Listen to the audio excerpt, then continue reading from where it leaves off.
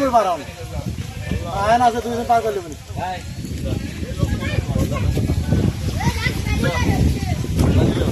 এ খোলাখানি তো আপনি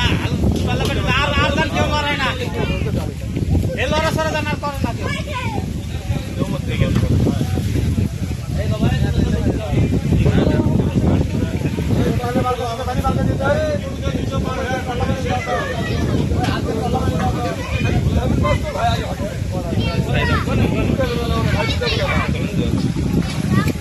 দেখি তো কাকা যাকে কেমন পাস একটু নিয়ে আসেন তো দেখি নিয়ে যান উপরে নিয়ে যান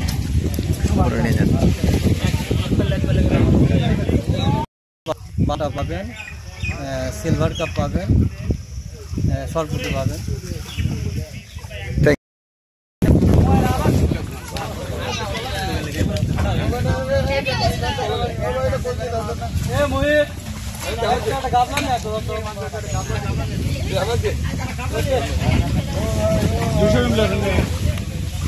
দুশো গ্রাম নাই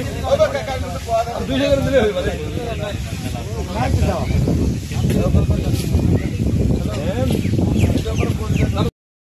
পাবদার ডিম পোনা নিয়ে হ্যাচারি থেকে নিয়ে এসে এখানে ছাড়ছি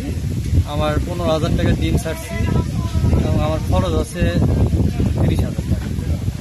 45,000 টাকার মতো আমার খরচ হয়েছে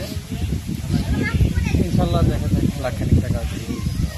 তাহলে এই যে লাখখানিক টাকা আপনার 45,000 টাকা ইনভেস্ট করে 1 লক্ষ টাকা আপনার সেল করতেছেন এটা আসলে কয় দিনের ব্যবধানে আপনার এই প্রফিটটা আসতেছে আমার 28 দিনে 28 দিন কি কি খাওয়াতে হয়েছে মাছকে একটু পোনা ডিমকে কি হ্যাচারি থেকে নিয়ে আসে আপনার এখন তো ফিশের জগৎটা অন্যরকম হয়ে গেছে পোলট্রির মতো আচ্ছা এখানে পোলট্রি মাছে পোলট্রি যেরকম মেডিসিন খাওয়াতে হয় সবকিছু কি খাওয়াইছেন একটু বলেন তো যারা নতুন আপনার ডিম পোনা আমি প্রথমে ডিমের কুসুম দিচ্ছি এবং মাল্টিভিটামিন যেগুলো আপনার যে এনভেট তারপর সি এগুলো দিচ্ছি আচ্ছা নতুন যদি কেউ এই পদ্ধতিতে পোনা ডিম থেকে পোনা উৎপাদন করে বাজারে বিক্রি করতে চায় তাদের জন্য আপনার নতুন মেসেজ কি থাকবে একটু বলেন তো তাদের জন্য আমার মেসেজ যে তারা যদি এই পেশায় আসতে চায় এলাকায় বা পরিচিত যারা যে ব্যবসায়ী আছে পোনা চাষের সঙ্গে জড়িত তাদের সঙ্গে আগে ঘুরতে হবে এবং জানতে হবে না জেনে আসলে ধরা খেতে হবে আমি আজকে এই পর্যায়ে আসছি একদিনে না অনেক ধরা খাইছি চড়াই উতরাই পার হয়ে এখানে আসতে পারছি এখানে পাবদা মাছের পাশাপাশি আর কি কি মাছের পোনা আপনি উৎপাদন করেন এখানে আমি বাংলা রুই মৃগেল এবং বাটা তারপর গ্লাস কাপ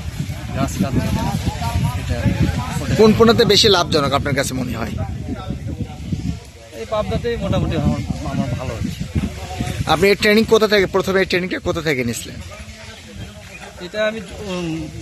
আপনার যুব উন্নয়ন অফিস থেকে 3 মাথা বগুড়া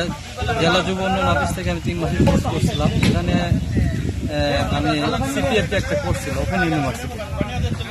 সিপিএফ কোর্স করছিলাম ওখানে আপনার রেণুর মাছ সম্পর্কে অনেক ধারণা দিছে তাছাড়া আমি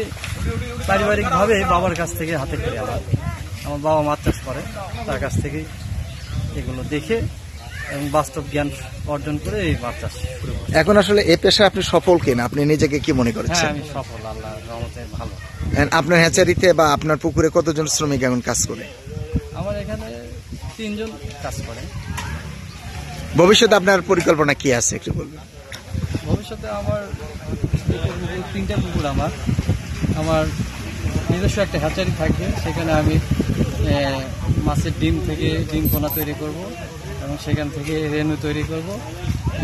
করে আমি বাজারজাত করব এতে কি আপনার লাভজনক বেশি এটা আমি মনে করতেছি বর্তমানে লাভজনক বেশি আচ্ছা এই যে মাছের ডিম থেকে মাছের পোনা উৎপাদন করতে গিয়ে আপনি কোনো হোঁচট খাইছেন কিনা বা হ্যাঁ অনেক হোঁচট কি কি একটু বলা যাবে অনেক সময় দেখা যায় যে মাছের অনেক রোগ ভাইরাস এবং ব্যাকটেরিয়া জনিত অনেক রোগ হয় সেগুলো আক্রমণ করলে অনেক সময় ক্ষতিগ্রস্ত বেশি হয় ওইটা টেকেল দিতে হয় এবং পুকুরে এয়ারটা থাকলে সবচেয়ে ভালো এখন বর্তমানে আধুনিক কৃষি ব্যবস্থায় এয়ারটা অনেক দরকার আমি যে দেখছেন এটা ভেঞ্চুরি এয়ারেটর আমি নিজেই প্রডিউস করছি ইউটিউব দেখে দেখে। আচ্ছা আচ্ছা, ঠিক আছে, হ্যাঁ। এটা আমি নিজেই তৈরি করছি, এটা দিয়ে আমি এই সফলতা অর্জন করতে পারছি। এখন আপনার কত টাকা পুঁজির থেকে এখন কত টাকা আপনারা হয়েছে? পুঁজি তো কমই ছিল, এখন মোটামুটি আল্লাহর আমার ভালোই হয়েছে। তাই না? Thank you. আপনার নাম, পরিচয়, আর এলাকার নামটা একটু বলবেন। আমার নাম মোহাম্মদ রাকিব হাসান। আমি এমবিএস কমপ্লিট করছি, এলএলবি করছি, তারপরে কিন্তু মাছ চাষ করি। ঠিক আছে? আমার ভাষা হচ্ছে চটনজিব, তিনদিঘি, কাহালু, বগুড়া। আচ্ছা, তাহলে আপনি এলএলবি কমপ্লিট করছেন, আবার মাস্টার সম্মানজনক পদ থেকে, তারপর আপনি মাছ চাষ করতেছেন কেন? এটা আপনার শখ না পেশা, কোনটা? আমার স্বাধীন পেশা, এখানে কেউ আমার বস না, আমি নিজে আমার বস এবং আমি ইচ্ছা মতো আমার বিজনেস চালাতে পারি। আচ্ছা, কেউ যদি ধরেন আপনার থেকে পোনা নিতে চায়, সেক্ষেত্রে আপনার মোবাইল নাম্বারটা একটু বলেন। আমার মোবাইল নাম্বার 01733664417। এখানে কি কি জাতের পোনা পাওয়া যায় আপনার এখানে আসলে লোকজনের?